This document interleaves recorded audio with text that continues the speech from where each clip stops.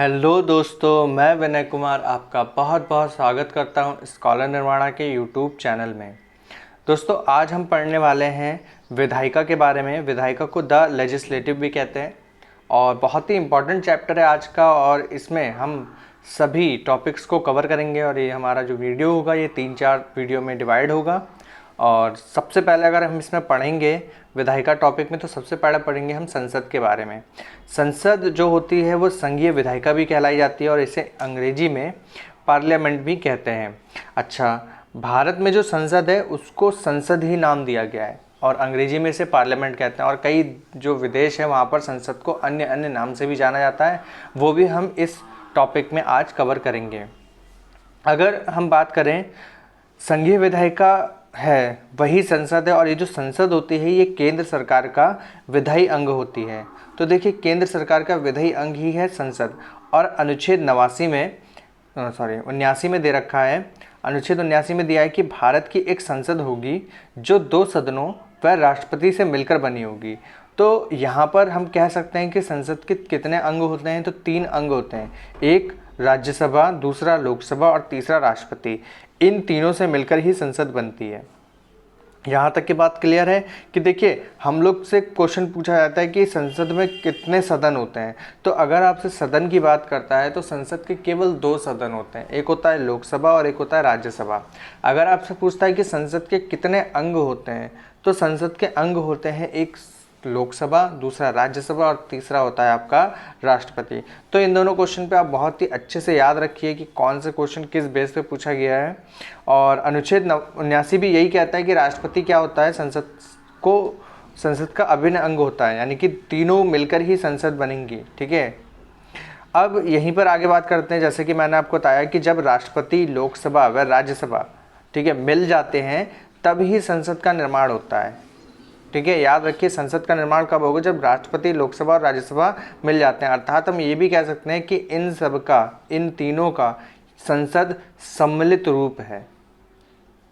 संसद राष्ट्रपति, लोकसभा, राज्यसभा का सम्मिलित रूप है। इस चीज़ को आप बिल्कुल बिठा लीजिए दिमाग में।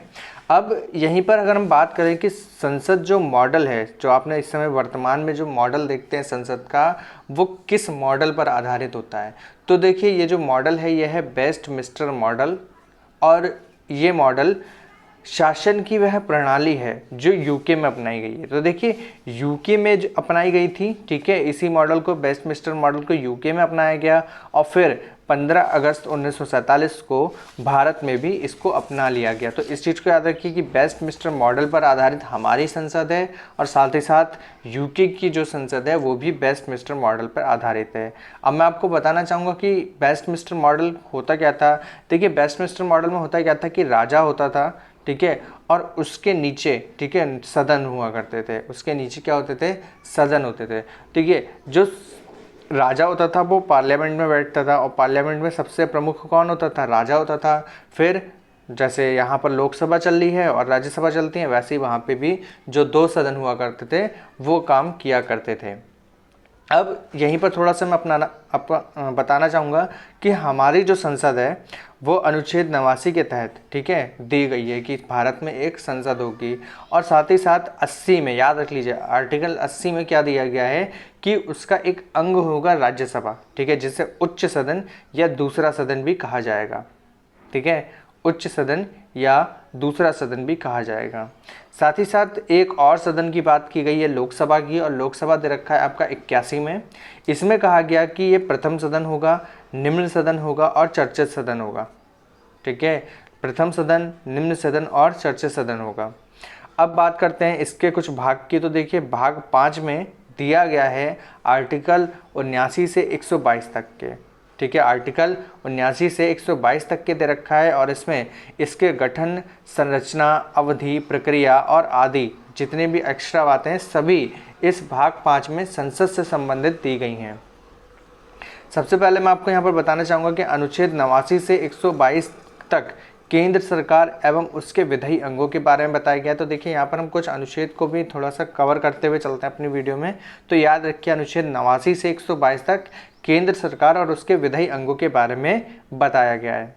संसद शब्द फ्रेंच भाषा के पार्ले शब्द से लिया गया है। तो देखिए जो संसद शब्द है वो फ्रेंच भाषा से आया है और ये पार्ले, ठीक है, पार्ले शब्द से लिया गया है जिसका अर्थ होता है बोलना। ठीक है, तो आपको कुछ याद आ गया होगा पार्ले सुन के, तो पार्ले मीन्स पार्ले जी। ठीक है, तो उससे भी याद रखिए पार्ले मीन्स पार्ले जी। ठीक है, अब यहाँ पर बात करते हैं, यहाँ पर इसको संसद को जो लिया गया है बोलना, बोलने से यहाँ पर इसका एक और मतलब निकलता है विचार विमर्श। ठीक है, अगली बात है कि राष्ट्रमंडल के सदस्यों ने संसद व्यवस्था को अपनाया। जितने भी राष्ट्रमंडल के सदस्य हैं वो सभी संसद व्यवस्था को अपनाते हैं और उनका पालन करते हैं।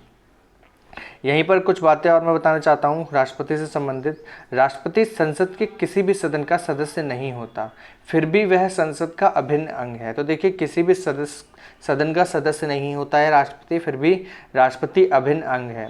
संसद के दोनों सदनों द्वारा पारित विधेयक राष्ट्रपति के हस्ताक्षर के बाद ही कानून का रूप लेता है। तो देखिए कोई भी विधेयक होता है जब तक कि वो राष्ट्रपति उस पर हस्ताक्षर नहीं कर देता तब तक कि वो कोई भी कानून नहीं बन सकता। ठीक है, जब विधेयक क्या करता है राष्ट्रपति के हस्ताक्षर हो जाते हैं विधेयक पर, उसके बाद वो कानून का रूप लेता है, अर्थात वो एक अधिनियम बन जाता है। तीसरी टॉपिक है, लिखा है कि भारत के राष्ट्रपति की स्थिति ब्रिटेन की संसद में ताज राजा रानी के समान होती है, जबकि अमेरिकी राष्ट्रपति से पूर्णतः यह भिन्न है। तो देखिए हमारी जो संसद होती है वो ब्रिटेन से मिलती है। मैंने तो बताया कि यूके में अपनाया गया था इस मॉडल को और उसी के से मिलता जुलता है ये। यहाँ पर जो हमारा राष्ट्रपति होता है वो एक राजा रानी या ताज के समान काम करता है, जबकि अमेरिकी राष्ट्रपति इससे बिल्कुल ही अलग है। अमेरिकी राष्ट्रपति इससे बिल्कुल अलग है। देखिए कुछ इस तरीके से संसद दिखती है हमारी। ठीक है, अच्छा नहीं बनाई है, फिलहाल आप थोड़ा सा इसे देखिए, कुछ इस प्रकार से संसद है। ठीक है, और जो हमारी संसद है वो एकदम गोल बनी हुई है, तो उसको भी याद रखिए। तो ये थी कुछ संसद की प्रमुख बातें जो मैंने आपको बताई थी। अब थोड़ा सा हम देखते हैं हमारी संसद और जो विदेशी संसद है उनके बारे में। तो सबसे पहले मैं बताना चाहूँगा कि भारत की जो संसद है उसे हम संसद के नाम से जानते हैं, इसे हम लोग कई बार पार्लियामेंट कहते हैं। तो देखिए पार्लियामेंट हम अंग्रेजी में बोलते हैं, जबकि वास्तविक जो नाम है वो क्या है, वो संसद है और यहाँ पर सांसद बैठते हैं। फिर बात करते हैं रूस की संसद का नाम ड्यूमा है। स्पेन की संसद का नाम है कॉर्टेस। ब्रिटेन की संसद का नाम देखिए पार्लियामेंट है। देखा मैंने बताया था आपको कि पार्लियामेंट केवल हम इंग्लिश में बोलते हैं, जबकि हमारी संसद का नाम हमारी संसद ही है। जर्मनी की जो संसद है उसका नाम है बुंडस्टैग। मंगोलिया की संसद का नाम है खुरल। ईरान की संसद का नाम है मजलिस। Taiwan yuan. ठीक है, तो याद रखिए ताइवान की जो संसद है उसका नाम क्या है, युआन है। इजराइल की संसद का नाम क्या है, नेसेट। और जापान की संसद का नाम क्या है, डायट। तो देखिए ये भी इम्पॉर्टेंट है, जापान की संसद का नाम क्या है, डायट है। आगे देखते हैं, आगे और भी है। मालदीव की जो संसद है उसका नाम है आपका मजलिस। ठीक है, मालदीव की संसद का नाम क्या है, मजलिस। इससे पहले मैंने आपको किसका बताया था, मजलिस, ईरान का। तो याद रखिए ईरान और मालदीव दोनों की संसद का नाम क्या है, मजलिस है। स्वीडन की है सिक्स डॉग। ठीक है, सॉरी रिक्स डॉग। ठीक है, नॉर्वे की जो संसद है उसका नाम है स्टॉर्टिंग। भूटान की संसद का नाम क्या है, सोंगडू। और पोलैंड की संसद का नाम है सोजिम। ठीक है, तो देखिए ये 15 संसद हैं, अभी 5 और रह गई हैं। जैसे कि पाकिस्तान की संसद का नाम क्या है, नेशनल असेंबली, आपने कई बार सुना होगा न्यूज़पेपर में। नेपाल की संसद का नाम क्या है, राष्ट्रीय पंचायत। मिस्र की संसद का नाम है पीपल असेंबली। और चीन की संसद का नाम है नेशनल पीपल्स कांग्रेस। फ्रांस की संसद का नाम क्या है, नेशनल असेंबली। तो देखिए नेशनल असेंबली फ्रांस की भी है और पाकिस्तान की भी है, ये दोनों संसद का नाम क्या है, नेशनल असेंबली है। तो देखिए इतना सारा जो है बहुत ही इंपॉर्टेंट क्वेश्चन आते हैं संसद से भी। अब थोड़ी सी और आगे बात करते हैं। आगे यहाँ पर देखिए बांग्लादेश की अगर मैं बात करूँ तो बांग्लादेश की संसद का नाम क्या है, जातीय संसद। क्या नाम है, जातीय संसद। और आयरलैंड की संसद का नाम क्या है, डेल आयरन। क्या नाम है, डेल आयरन। मलेशिया की संसद का नाम क्या है, दीवान निगारा।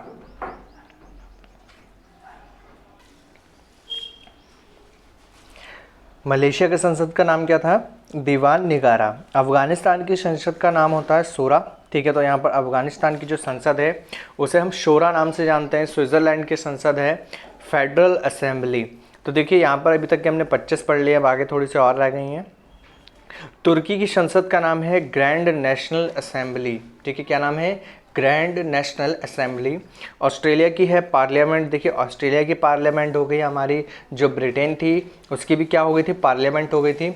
और फिर उसके बाद यूएसए है, यूएसए में कांग्रेस है, ठीक है, वहाँ की संसद का जो नाम है वो कांग्रेस है।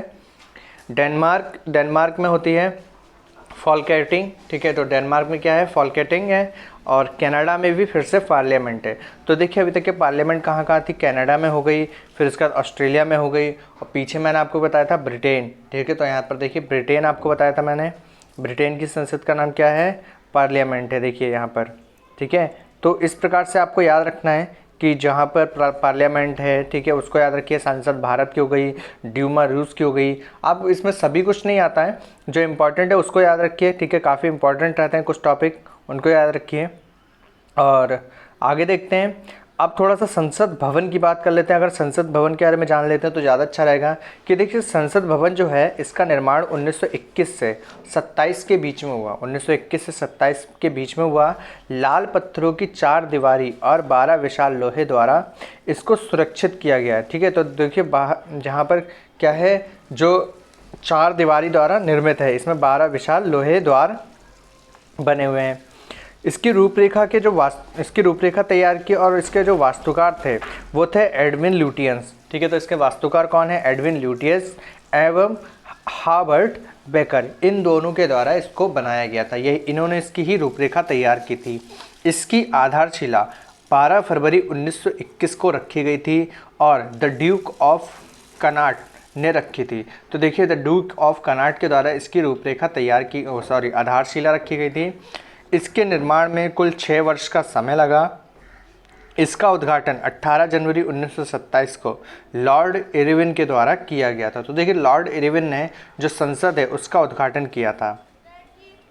इसका केंद्र बिंदु सेंट्रल हॉल का बड़ा वृत्ताकार ढांचा है, जो 9 दिसंबर 1946 से 25 जनवरी 1950 तक भारत की संविधान सभा की बैठक हुआ करती थी। तो देखिए इसी जगह में क्या होता था, भारत की संविधान सभा की बैठक हुआ करती थी, यहीं सेंट्रल हॉल में होती थी, ठीक है। तो याद रखिए संसद भवन के सेंट्रल हॉल में ही संविधान सभा की बैठक हुआ करती थी। और ये बैठक कब से कब तक चली थी, 9 दिसंबर 1946 से 25 जनवरी 1950 तक ये बैठक चली थी। कक्ष में मंच के पीछे महात्मा गांधी की प्रतिमा लगी हुई है, जिसको मतलब क्या करते हैं, सर ओसवाल्ड बसले द्वारा लगवाया गया था। तो देखिए सर ओसवाल्ड बसले द्वारा इसको लगाया गया था, महात्मा गांधी की प्रतिमा को। गेट नंबर 5 के मुख्य द्वार पर सम्राट चंद्रगुप्त मौर्य के बचपन की कांस्य प्रतिमा लगी हुई है। तो देखिए चंद्रगुप्त मौर्य के बचपन की कांस्य प्रतिमा लगी हुई है। प्रतिमा के नीचे लिखा गया है कि बालक प्रजापालक चंद्रगुप्त मौर्य भावी भारत निर्माण की कल्पना में। तो देखिए जो भावी भारत है, जो इस समय हम भारत देखते हैं, उसका निर्माण में हम किसको मानते हैं, चंद्रगुप्त मौर्य को मानते हैं। आज़ादी के बाद से अब तक इस कक्ष का इस्तेमाल संयुक्त बैठकों के लिए तथा राष्ट्रपति और विशिष्ट अतिथियों, शासन अध्यक्ष के अभिभाषण के लिए किया जाता है। तो देखिए याद रखिए जो हमारा जो गेट नंबर 5 है उसका इस्तेमाल किस लिए होता है कि जो संयुक्त अधिवेशन है, संयुक्त बैठक है, उसके लिए इस्तेमाल होता है। केंद्रीय कक्ष के दरवाजे के पंचतंत्र से संस्कृत में श्लोक लिखा हुआ है, ठीक है, श्लोक लिखा है, इसमें श्लोक में लिखा हुआ है अयम निजा परोवती गणना लघुचेतसाम उदार चरितानम तु वसुधैव कुटुंबकम। तो देखिए ये जो श्लोक है ये कहाँ पर लिखा हुआ है, ये भी यहीं पर लिखा हुआ है, केंद्रीय कक्ष के दरवाजे के पंचतंत्र में लिखा हुआ है, संस्कृत में लिखा है और ये पंचतंत्र से लिया गया है, ठीक है। पंचतंत्र जो एक बुक आती है उससे लिखा गया है। और यहाँ पर देखिए लिखा है, ये क्वेश्चन दिया गया है कि क्या भारत की संसद प्रभुत्व संपन्न है। तो देखिए मैं बताता हूँ कि केंद्र व राज्यों के बीच शक्तियों का बंटवारा है, संविधान में मौलिक अधिकारों को जोड़ा जाना है और न्यायिक पुनरावलोकन दे रखा है जो सुप्रीम कोर्ट से है, ठीक है, न्यायिक पुनरावलोकन है सुप्रीम कोर्ट से, ये भी असंवैधानिक है। और चौथा दे रखा है कि भारत के संविधान का लिखित रूप भी है और न्यायिक सक्रियता भी है। तो इस प्रकार से यहाँ पर आपको देखो कई सारे यहाँ पर जवाब दिए गए हैं। और यहाँ पर देखिए आगे लिखा है कि जनता की इच्छाओं और आकांक्षाओं की सर्व प्रमुख संस्था संसद ही है। तो देखिए आपको यहाँ पर पता चल गया होगा कि जो जनता है और उनकी इच्छा या आकांक्षा की अगर हम बात करते हैं तो सभी कुछ कहाँ देखा जाता है, तो संसद में देखा जाता है। इसी संसद के 3 अंग होते हैं, एक राष्ट्रपति होता है, राज्यसभा होता है और लोकसभा होता है। और इन्हीं के बारे में हम अगले टॉपिक में पढ़ेंगे।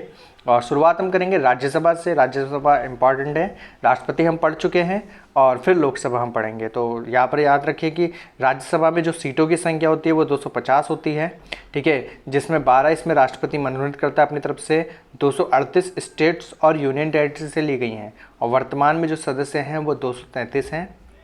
लोकसभा में जो सीटों की संख्या है वो 552 है और 530 यहाँ से राज्यों से चुनकर आते हैं, 2 आंग्ल भारतीय होते हैं, 20 संयुक्त राज्य से आते हैं, संघ राज्य क्षेत्रों से आते हैं और वर्तमान में जो सीटें हैं वो 545 हैं। तो इतना याद रखिए। और संयुक्त बैठक जो होता है वो राष्ट्रपति कराते हैं इनकी। और अगले टॉपिक में हम पढ़ेंगे राज्यसभा के बारे में। आज इसको यहीं पर ख़त्म करते हैं। उम्मीद करता हूँ आपको जो वीडियो है काफ़ी अच्छा लगा होगा और अगर आपको ये वीडियो अच्छा लगा है तो प्लीज़ लाइक कीजिए, चैनल को सब्सक्राइब कीजिए जो लोग नए हैं, और सब्सक्राइब करने के बाद बेल आइकन दबाइए ताकि आपको कोई भी वीडियो जो भी मैं अपलोड करूँ उसकी जानकारी सही समय पर मिल जाए। आज के लिए इतना ही, मिलते हैं अगले वीडियो में, तब तक के लिए नमस्ते।